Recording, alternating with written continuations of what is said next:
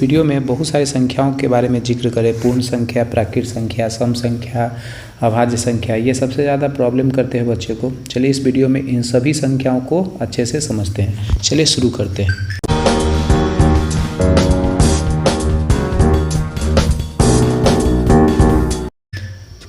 First number में कह रहा है, फर्स्ट नंबर में आपको सबसे पहले आता है कि भाई प्राकृत संख्या बारे। पूर्ण संख्या से भी ज़्यादा इंपॉर्टेंट होता है वो प्राकृत संख्या। प्राकृत संख्या आपको बार बार आपसे पूछा जाता है प्राकृत संख्या क्या होता है।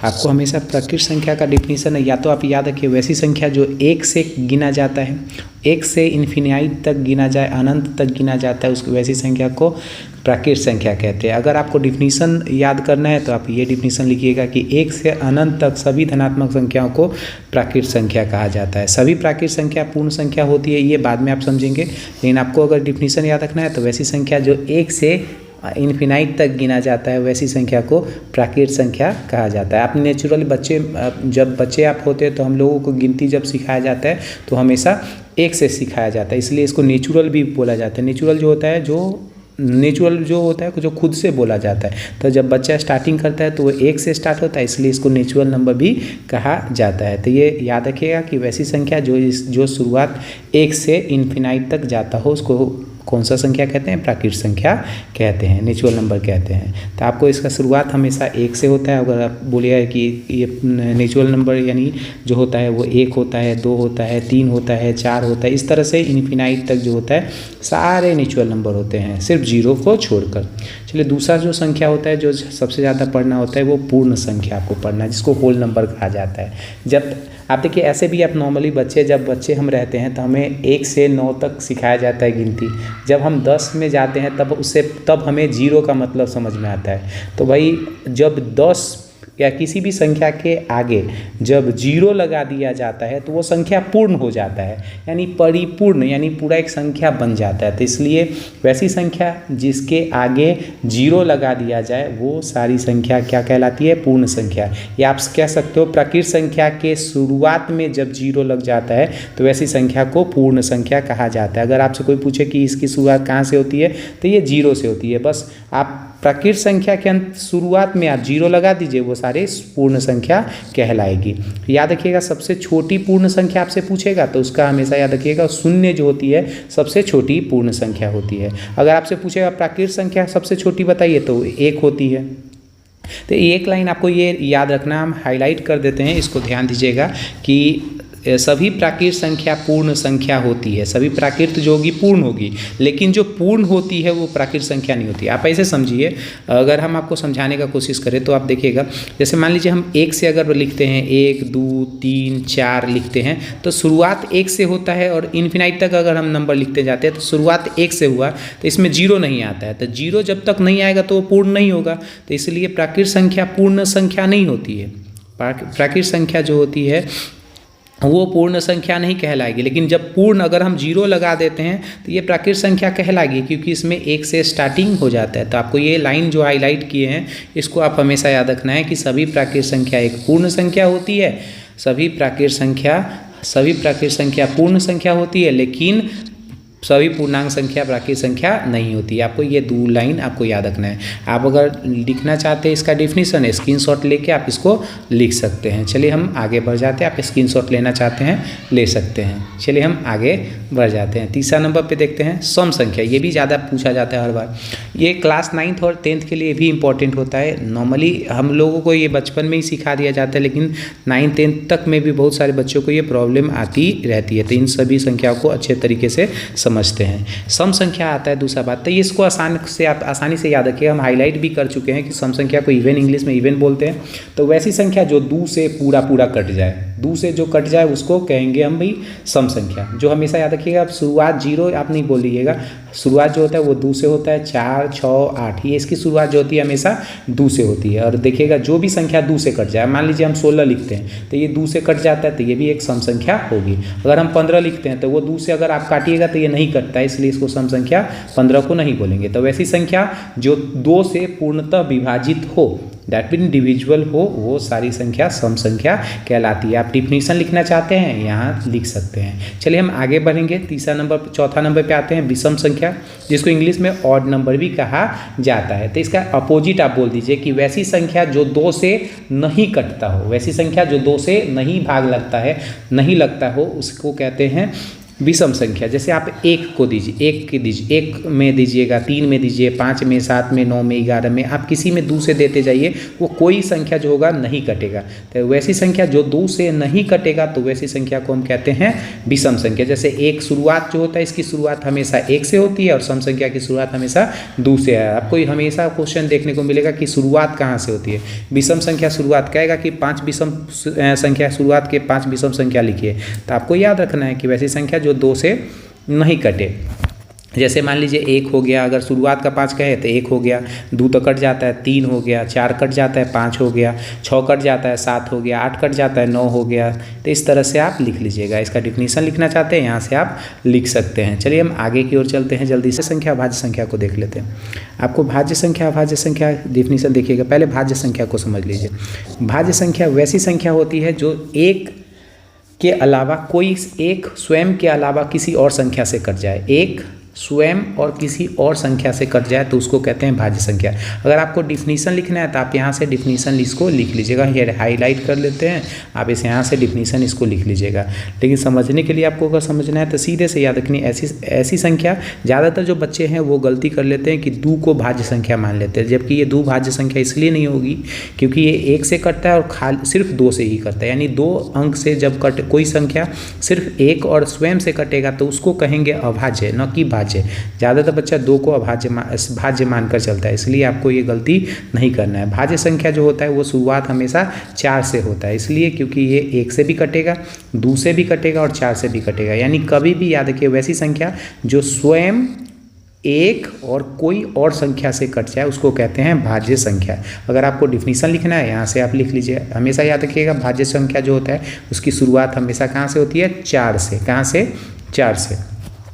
चलिए अभाज्य संख्या को जल्दी से देख लेते हैं। तो आप इसका डिफिनीशन अगर आपको याद रखना है तो आप ऐसे लिख लीजिएगा कि वह आपको अगर हम बोल दें कि वैसी संख्या जो 1 और खुद के अलावा किसी और संख्या से नहीं कटेगा तो उसको कहेंगे अभाज्य। आपको हम हाईलाइट कर देते हैं। इसका डिफिनीशन अगर लिखना चाहते हैं तो यहाँ से आप लिख लीजिएगा। लेकिन अगर आपको समझाना चाहे तो देखिएगा सीधा सा हम अगर बोले कि जैसे 1 बोलते हैं तो 1 जो होता है 1 से ही कट रहा है तो ये भी अभाज्य नहीं कहलाएगा। लेकिन अगर हम 2 लिखते हैं तो 2 अगर हम देखें तो 1 से भी कट रहा है और खुद से भी कट रहा है, तब भाई अभाज्य संख्या का डिफिनीशन ही होता है कि वैसी संख्या जो 1 से और अपने आप से ही कटे, बाकी बात किसी से नहीं कटेगा, तो वो होता है अभाज्य। जैसे 2 सबसे पहला अभाज्य जो होता है वो होता है 2 होता है। उसके बाद अगर आपसे कोई पूछे तो 3 भी होता है क्योंकि 1 और खुद से कटता है। उसके बाद 4 नहीं हो सकता है क्योंकि 4 तो भाज्य हो जाएगा क्योंकि ये 3 अंक से कट रहा है, 1 से भी कट रहा है, 2 से भी कट रहा है, 4 से भी कट रहा है। उसके बाद अगर आपको बोला जाए तो 5 हो जाएगा क्योंकि 5 भी 1 से कटता है, खुद से कटता है। तो वैसी संख्या जो खुद स्वयं और 1 के अलावा किसी से और संख्या से नहीं कटे वो सारे अभाज्य कहलाएंगे, और जो 1 स्वयं और भी संख्या से कट जाए उसको हम कहेंगे भाज्य। जैसे आप 15 देख लीजिए, आपको 15 बोले तो 15 किससे कट सकता है? तो 1 से भी कट सकता है, 3 से भी कट सकता है, 5 से भी कट सकता है, 15 से भी कट सकता है, तो बहुत सारे संख्या से कट जाएगा, तो इसको हम कहेंगे भाज्य। अगर आपसे कहेगा कि कोई कह देगा कि भाई 13, तो 13 आप देखिएगा 13 किससे कटेगा? 1 से कटेगा और कोई से नहीं, डायरेक्ट 13 से कटेगा। तो इसमें 2 ही अंक से कट रहा है, स्वयं से और 1 से। तो वैसी संख्या जो खुद और स्वयं से कटेगा, 1 और स्वयं से कटेगा, तो उसको हम कहेंगे अभाज्य। आपको याद रखिएगा। और जो खुद से, अपने आप से, 1 से और संख्या से कटेगा तो वो उसको कहेंगे भाज्य। आपको अगर लिखना चाहते हैं इसका डिफिनीशन तो आप यहाँ से लिख सकते हैं। चलिए हम आगे चलते हैं, आगे क्वेश्चन देखते हैं। पूर्णांक संख्या आता है। पूर्णांक संख्या भी सबसे ज़्यादा पूछा जाता है, तो आपको इतना आसान, इसका अगर आपको पूर्णांक संख्या लिखना जाए तो पूर्णांक संख्या आप यहाँ से देखिएगा तो पूर्णांक संख्या वो संख्या कहलाती है जिसमें सभी धनात्मक और ऋणात्मक संख्याएं और शून्य शामिल हो। यानी आप जैसे लिखिए, अगर हम कोई कहेंगे कि आप 1 से 5 तक गिनती लिखिए तो आप लिखिएगा 1 2 3 4 5, ये सारे धनात्मक संख्या क्योंकि इसमें प्लस है। इसके बाद अगर हम इधर पीछे से भी जाते हैं तब 0 भी होता है, -1 होता है, -2 होता है, -3 होता है, -4 होते हैं, -5 होता है। तो ये सारी संख्या जो संभवतः लिखी जाती है वो धनात्मक हो, ऋणात्मक हो, सारे जो संख्याओं को सम्मिलित किया जाता है उस सभी संख्याओं को कहा जाता है पूर्णांक संख्या। आपको इंग्लिश में इसको इंटीजर भी कहा जाता है। इंटीजर जो होता है एक लैटिन भाषा है, लैटिन शब्द है जिसका अर्थ होता है संपूर्ण, यानी कहने का मतलब वो संख्या जो संपूर्ण पूरा अंक को बना देता है तो उसको कहा जाता है पूर्णांक संख्या, इसलिए इसका नाम होता है संपूर्ण। इंग्लिश में इसको इंटीजर भी कहा जाता है। तो पूर्णांक संख्या जो होते हैं, ज़्यादा आपको याद रखना है, पूर्णांक संख्या जो होते हैं मुख्यतः दो तरह के होते हैं, एक धनात्मक पूर्णांक संख्या, एक होता है ऋणात्मक पूर्णांक संख्या। चलिए हम धनात्मक पूर्णांक संख्या को देखते हैं। तो अगर डिफिनीशन लिखना चाहते हैं इंटीजर का यानी पूर्णांक संख्या का, तो यहाँ से आप लिख सकते हैं। सारे जो आपसे कोई पूछेगा कि 4 क्या है बताइए, तो 4 पूर्णांक संख्या है, ये कौन सा पूर्णांक है, तो चूंकि इस पर प्लस है इसलिए अगर कोई संख्या का मान लीजिए 4 लिखते हैं तो इस पर कोई चिन्ह नहीं रहता है तो वो प्लस माना जाता है। अगर मान लीजिए माइनस के 4 लिख देते हैं, ये भी एक कथी है पूर्णांक संख्या है कि ये कौन सा पूर्णांक है, ऋणात्मक पूर्णांक संख्या। चलिए हम आगे चलते हैं, इसमें देखते हैं धनात्मक पूर्णांक संख्या के बारे में जिक्र करते हैं।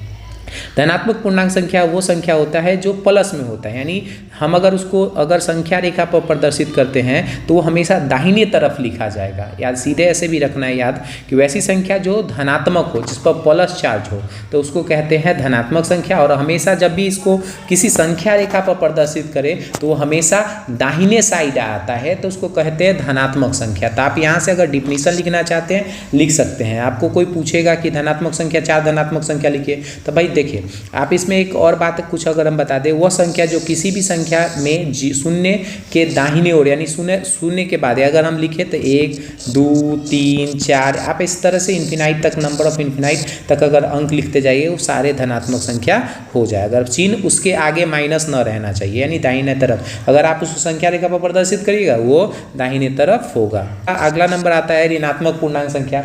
ऋणात्मक पूर्णांक संख्या वो संख्या होता है जो माइनस में रहता है। अगर उसको संख्या रेखा पर प्रदर्शित करते हैं तो वो बाएं ओर रहता है, यानी चिन्ह के बाएं ओर रहता है तो उसको ऋणात्मक पूर्णांक संख्या कहते हैं। अगर डिफिनीशन लिखना चाहते हैं तो जिन संख्याओं के आगे ऋणात्मक चिन्ह लगा हो उसको ऋणात्मक पूर्णांक कहते हैं। जैसे माइनस के 4, माइनस के 5, माइनस के 4, माइनस के 3, माइनस के 2, माइनस के 1, ये सारे जब भी माइनस के अगर कोई भी चिन्ह के किसी भी अंक के आगे माइनस रहेगा वो सारे पूर्णांक संख्या ऋणात्मक पूर्णांक संख्या कहा जाएगा।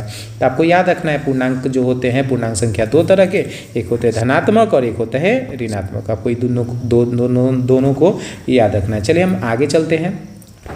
एक संख्या आता है परिमेय संख्या, जिसको आप इंग्लिश में रेशनल नंबर कहा जाता है, तो इसको भी आपको याद रखना है। परिमेय संख्या वे संख्या होती है जिसे हम p/q के रूप में लिखा जा सके, यानी सीधे से बोले बटा में लिखा जा सके, या हम ऐसा कह सकते हैं कि जो संख्या अंश और हर के रूप में लिखा जा सकता है। हम आपको भी बताया भी कि जो संख्या बटा में लिखा जा सके वे सभी संख्याएं परिमेय संख्या कहलाती है। यहाँ जो अंश और हर दोनों संख्याएं हमेशा याद रखिएगा पूर्णांक होगा, यानी पूर्णांक यानी प्लस में भी हो सकता है माइनस में हो सकता है। एवं परिमेय संख्या हर शून्य के बराबर नहीं हो जाए। जैसे अगर हम 4/0 लिखेंगे तो यहाँ पर आपको कंडीशन है होना चाहिए कि हर जो होता है ऊपर वाला को अंश कहा जाता है, ऊपर को अंश और नीचे वाले को हर कहा जाता है। अगर हम 0 नीचे में अगर लिख देंगे तो वो हमेशा परिमेय संख्या नहीं कहलाएगी, क्योंकि आपको फॉर्मूला ही पता है वैसी संख्या जो p/q के रूप में लिखा जाए, जहाँ की q जो होगा वो 0 के बराबर नहीं होगा, तो सारे संख्या को क्या कहेंगे, परिमेय संख्या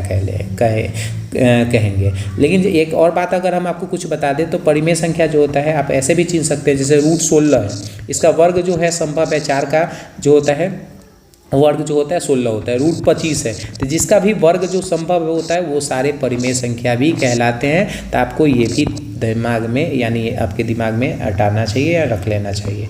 चलिए आगे बात करते हैं। इसका डिफिनीशन अगर लिखना चाहते हैं तो यहाँ पर आपको डिफिनीशन लिखा गया है, आप यहाँ से लिख सकते हैं और आपको याद रखना भी पड़ेगा। चलिए आगे चलेंगे। अपरिमेय संख्या इरेशनल नंबर अगर देखेंगे तो भाई इसका डिफिनीशन आप निकालिएगा तो वो वास्तविक संख्या जो परिमेय संख्या नहीं होगा, यानी जो परिमेय नहीं होगा तो क्या होगा, अपरिमेय हो जाएगा। अर्थात जिसे हम p/q के रूप में तो व्यक्त नहीं उसको नहीं किया जा सकता, उसको किया जाता था तो इसको नहीं किया जा सकता है। जहाँ p और q क्या होगा, पूर्णांक होगा, लेकिन q जो होगा गैर शून्य यानी शून्य के बराबर हो सकता है। आप इसको परिमेय संख्या नहीं कहा जाता है, इसे क्या कहा जाता है, अपरिमेय कहा जाता आता है। तो आपको याद रखना है जिसका वर्ग संभव नहीं होता है, जैसे हम √3 लिखेंगे, किसी का वर्ग संभव नहीं है, √5 लिख लीजिए, √13 लिख लीजिए, √11 लिख लीजिए, इसका वर्ग संभव नहीं होता है, तो ये सारे अपरिमेय संख्या कहलाते हैं। तो इतने आपको ये सारे संख्या को अगर आप याद रख लेते हैं तो आई होप आपको ये परिमेय संख्या नंबर सिस्टम से रिलेटेड बातें जो होते हैं जिसमें आपको ये सब संख्या देखने को मिलता है, इससे संबंधित क्वेश्चन आपको दिक्कत करने में कोई दिक्कत नहीं आएगी।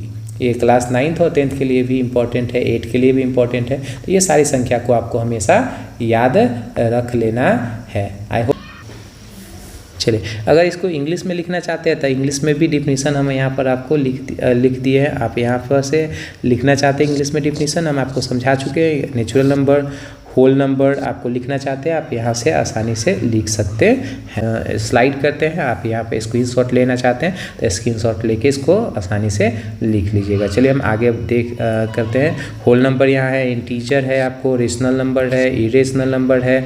अब इंटीजर में ही दो तरह के होते हैं, निगेटिव पॉजिटिव। तो निगेटिव पॉजिटिव आपको हम नहीं दे रहे, तो वहाँ आप खुद इसको लिख लीजिएगा। चलिए हम इसको यहीं पर स्किप कर देते हैं चूँकि ये वीडियो लंबा हो जाएगा। आई होप ये वीडियो अच्छा लगा हो। वीडियो अच्छा लगा हो तो मेरे वीडियो को लाइक, चैनल को सब्सक्राइब करें। इसी तरह से अगर वीडियो देखना है तो इस वीडियो को इसी तरह के कंटेंट इसमें आपको देखने को मिलेगा। आई होप ये वीडियो अच्छा लगा हो। वीडियो अच्छा लगा हो तो मेरे चैनल को सब्सक्राइब, वीडियो को लाइक करें। Thank you for watching my video. Thank you.